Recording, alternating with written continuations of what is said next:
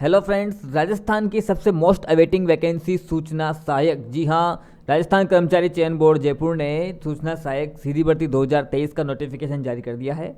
Notification आप board की और जो ऑथेंटिकेट वेबसाइट है वहाँ से जाकर आप देख सकते हैं।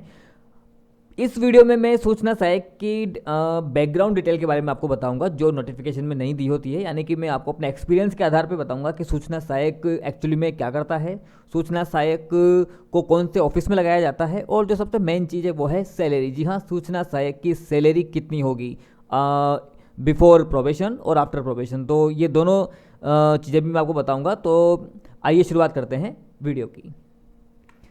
तो फ्रेंड्स, सबसे पहले हम जान लेते हैं कि कौन से ऑफिस में मिलती है नियुक्ति। जी हाँ, अगर एज आप सूचना सहायक सेलेक्ट होते हैं तो आपको कौन से ऑफिस में नियुक्ति दी जाती है, इसकी पूरी प्रक्रिया मैं आपको बताऊंगा, ताकि आपको ये संशय नहीं रहे कि एज ए सूचना सहायक मुझे क्या कौन से ऑफिस में रखा जाएगा। मैं ये इसलिए बताना जरूरी है कि जैसे मान लीजिए आप टीचर का फॉर्म भरते हैं तो आपको स्कूल में पोस्टिंग मिलती है, पटवारी का फॉर्म भरते हैं तो आपको तहसील कार्यालय में जो है आपको पोस्टिंग मिलती है, एलडीसी का फॉर्म भरते हैं तो आपको वेरियस डिपार्टमेंट वेरियस ऑफिस में आपको पोस्टिंग मिलती है। तो उसी प्रकार से जो सूचना सहायक है ये कौन से ऑफिसों में काम करते हैं और कौन इनको अपॉइंट करता है वो मैं आपको इसकी डिटेल आपको बताऊँगा।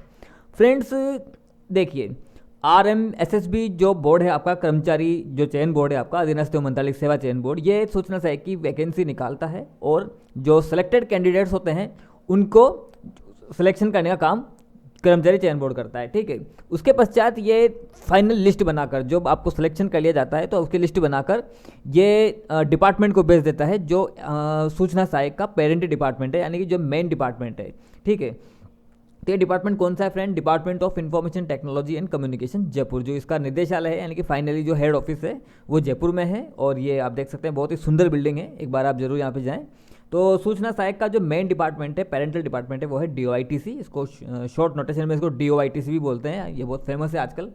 DOITC जो है राजस्थान सरकार का टेक्निकल डिपार्टमेंट है, यहीं से वेब पोर्टल्स वेबसाइट वगैरह डिजाइन भी की जाती हैं, यहीं से ही मॉनिटर भी की जाती हैं। ठीक है, तो कर्मचारी चयन बोर्ड फाइनल लिस्ट सेलेक्ट करता है, आपका सिलेक्शन करता है और DOITC को वो लिस्ट को ट्रांसफर कर देता है। फिर DOITC आपको पोस्टिंग देती है। ठीक है, अब DOITC आपको कौन से ऑफिस में पोस्टेड करेगी, इसके लिए जो है DOITC, देखिए DOITC के खुद के ऑफिस भी बने हुए हैं।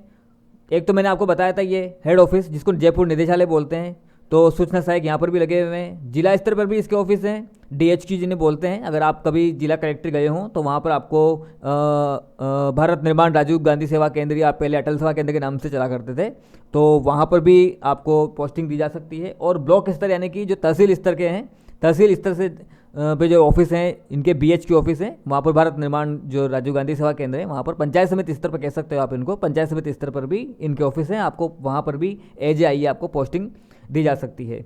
इसके अलावा DOITC के अलावा जो दूसरे ऑफिस हैं वहाँ पर भी, जहाँ पर भी IA की पोस्ट क्रिएटेड है, जहाँ पर सूचना सहायक की, जी हाँ, सूचना सहायक को IA भी बोलते हैं, IA मतलब इन्फॉर्मेशन असिस्टेंट। तो सूचना सहायक की पोस्ट जहाँ भी क्रिएटेड है उन ऑफिसों में भी, वहाँ पर भी जो है सूचना सहायक को पोस्टिंग दी जा सकती है।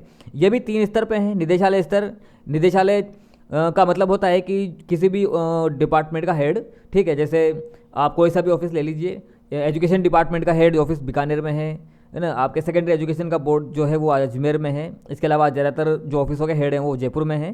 तो अगर उन ऑफिसों में भी अगर सूचना सहायक की पोस्ट अगर क्रिएटेड है तो वहाँ पर भी सूचना सहायक को अपॉइंट किया जा सकता है। जिला स्तरीय जितने भी ऑफिस हैं जहाँ पर सूचना सहायक की पोस्ट बनी हुई है तो वहाँ पर भी मिल सकती है, जैसे कलेक्ट्री हो गया।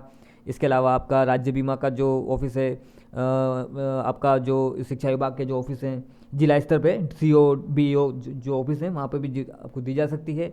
और ब्लॉक स्तरीय जो ऑफिस होते हैं, ब्लॉक स्तरीय पे ऑफिस में हम मान सकते हैं आपकी पंचायत समितियाँ हो गई, आपका तहसील का ऑफिस हो गया, SDM ऑफिस हो गया, और भी कई सारे ऑफिस जहाँ पर सूचना सहायक की पोस्ट क्रिएट की गई है वहाँ पर आपको जो है अपॉइंटिंग दी जाती है, वहाँ पर सूचना सहायक की पोस्टिंग की जाती है।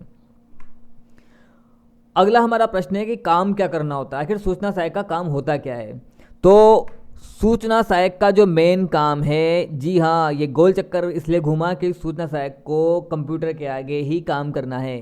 सूचना सहायक कंप्यूटर के आगे काम करते करते शाम तक तो वो गोल चक्कर हो जाता है। जी हाँ, ये जस्ट एक मजाक की बात है, लेकिन सूचना सहायक का जो मेन काम है वो है कंप्यूटर के ऊपर अपने जॉब को परफॉर्म करना, यानी कि जो उसकी जॉब प्रोफाइल है वो टेक्निकल है और कंप्यूटर के ऊपर उसको अपना कार्य संपादित करना होता है। अब कंप्यूटर पर तो बहुत सारे कार्य होते हैं, कौन कौन से कार्य, तो मैंने कुछ काम यहाँ पर फाइंड आउट किए हैं जिनको देखकर आप थोड़ा सा जान सकते हैं कि सूचना सहायक किस टाइप का काम करता है। गवर्नमेंट वेब पोर्टल्स और कंप्यूटर एप्लीकेशंस जो गवर्नमेंट ने बनाई हैं उनके ऊपर रिकॉर्ड को वो एंट्री करता है, ठीक है। इसके अलावा कुछ जैसे गवर्नमेंट पोर्टल चल रहा है या एप्लीकेशन चल रही है, सॉफ्टवेयर चल रहे हैं, उसमें अगर कोई फॉल्ट या बग आ जाता है तो उनको आपको फाइंड आउट करना होता है और गवर्नमेंट को आगे भेजना होता है। अगर आपके इस तरह से वो सोल्व हो जाता है तो आप सोल्व कर सकते हैं, नहीं तो आपको उसको गवर्नमेंट को आगे भेजना होता है। इसके अलावा ट्रेनिंग आपको दी जाएगी गवर्नमेंट वेब पोर्टल्स और कंप्यूटर सॉफ्टवेयर्स की, और उस ट्रेनिंग को आपको लेना होता है और आपको जो डीलिंग जो भी उस पोर्टल पे काम कर रहा है आपके ऑफिस में, उसको आपको वो देनी होती है। जैसे इलेक्शन के टाइम पे या नए नए जो वेब पोर्टल्स बनाए जा रहे हैं तो उन पोर्टल्स को आपको ही सिखाया जाता है, सूचना सहायक को, और फिर आपको उस ऑफिस में, जिस ऑफिस में आप पोस्टेड हैं, उस ऑफिस के जो डीलिंग बाबू जी हैं या जो डीलिंग क्लर्क हैं उसको आपको सिखाना होता है, ठीक है। इसके अलावा एक help to other non technical staff, जैसे आजकल हर काम ऑनलाइन हो रहा है, तो हो सकता है कि जैसे अपनी ACR भरना, IPR भरना, और भी कोई ऐसे राज जैसे 100 जो पोर्टल है उस पर काम करना है, तो अगर कोई डीलिंग उस पर काम नहीं कर पा रहा है तो आपको उसको हेल्प करनी होगी, ठीक है। या आपके ऑफिस में कोई 4th क्लास है तो उसको अगर उसका ACR या IPR भरना नहीं आता है तो आप उसकी हेल्प भी कर सकते हैं। तो ये भी एक सूचना सहायक से ही अपेक्षा रखी जाती है कि हमारे ऑफिस में सूचना सहायक महोदय लगे हुए हैं तो वो मेरी IPR या ICR को ऑनलाइन कर देंगे, ठीक है।